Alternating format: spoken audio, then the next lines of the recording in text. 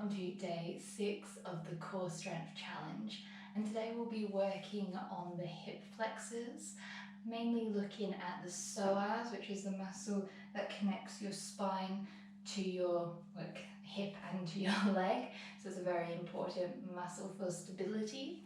And we'll also be working a little bit on the QL muscle, which is the muscle that runs down each side of the body, and it's responsible for the movements where we move side to side, and it tends to get quite tight for most people, so we'll do a little bit to stretch and strengthen that muscle as well.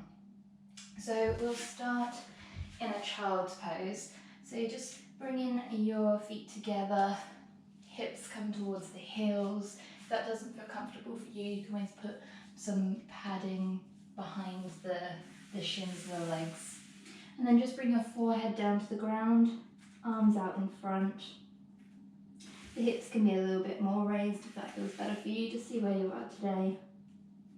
And we'll just take 3 deep breaths here, breathing into the belly, so you might feel a little bit of a release in the lower back area. So inhale, exhale,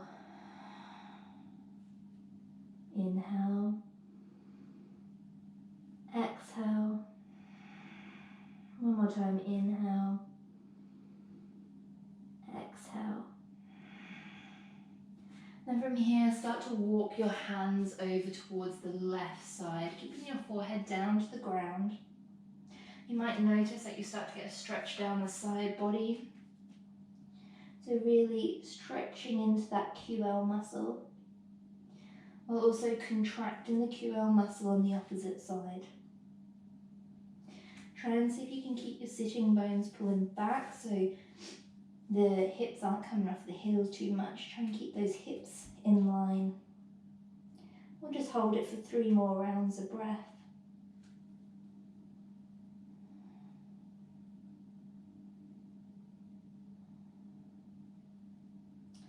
And then after the next exhale, walking your hands back to center. And we'll just walk them over to the opposite side. And as far as you can go, make sure that there's no pain in the shoulder.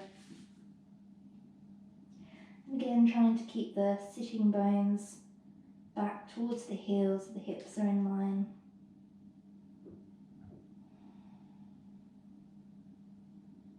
Maybe noticing here if this side feels slightly different to the other side.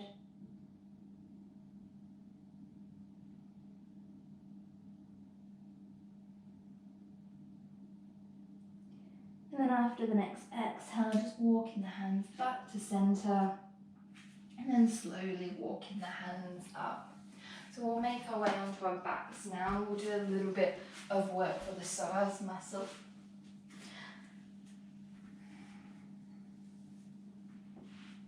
And you can start with your arms down by your side, palms facing down. And we can either have the legs so they're out long, or you can have the knees so they're up towards the ceiling. Whatever feels better for the lower back. And whichever option you take, we'll lift the left leg so it's up towards the ceiling. Start to try and push your lower back into the floor, so you'll notice that your tailbone starts to just tip up slightly. And we'll be working the psoas muscle by just dropping the left leg down to hover.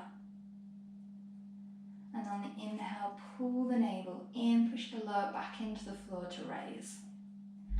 And we'll do that 10 times in total.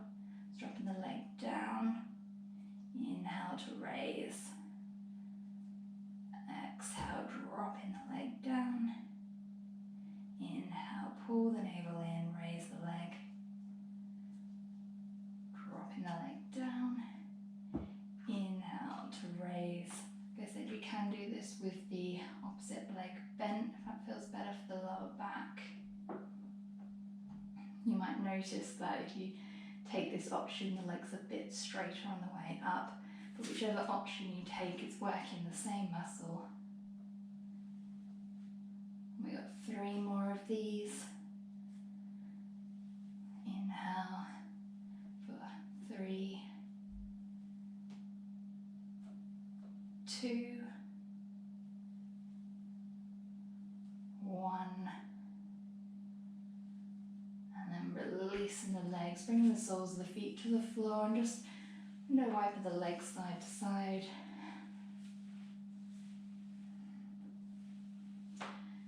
Towards the end, you should have started to feel a bit of heat in the hip flexor muscles.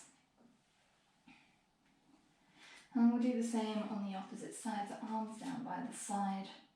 Taking the option of the left leg, so either out long or sole of the foot on the floor. And then lifting the right leg up, toes pointing in towards the knee, and a slight bend in the back of the knee. Then pull the navel in, you lower the right leg to the floor. Then inhale to lift, exhale to lower, inhale to lift, exhale to lower. Notice if your lower back is lifting off the floor at all. Just see if you can push it back down into the floor, engaging the muscles in the core. Pulling the navel in.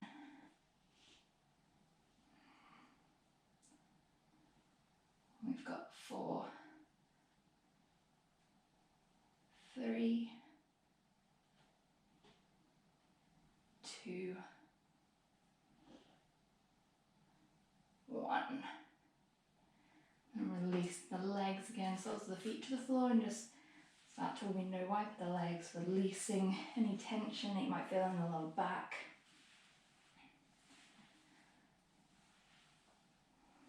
Great. And from here, we'll take a little bit of a stretch for the hip flexor muscles. So bringing the left leg, crossing it over the right, keeping the toes pointing in towards the knee, and start to push out with that left thigh, so you feel an opening in the hips. So your first option is to stay here if you like, or you can lift the right leg, maybe threading the hands behind the thigh, maybe behind the shin. Keeping these toes pointed in towards the knee and continue to open up with that left leg. Keeping the head on the floor, so you're not coming up at all like this. Just relaxing back. And we'll just hold this for 3 more rounds of breath.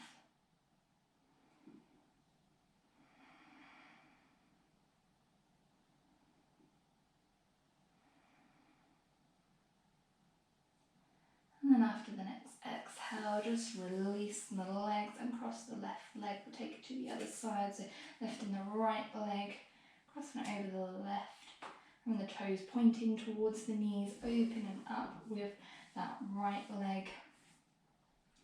Stay here if you like, or you can lift that left leg, threading the hands maybe behind the thigh, maybe over the shin. Again, you might notice here whether this side feels slightly different to the other side.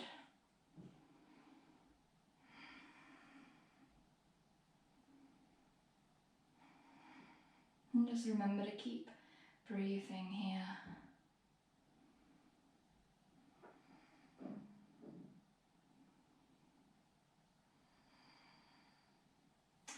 And then after the next exhale, just releasing the legs down and crossing the legs, and slowly start to make your way up to a seated position.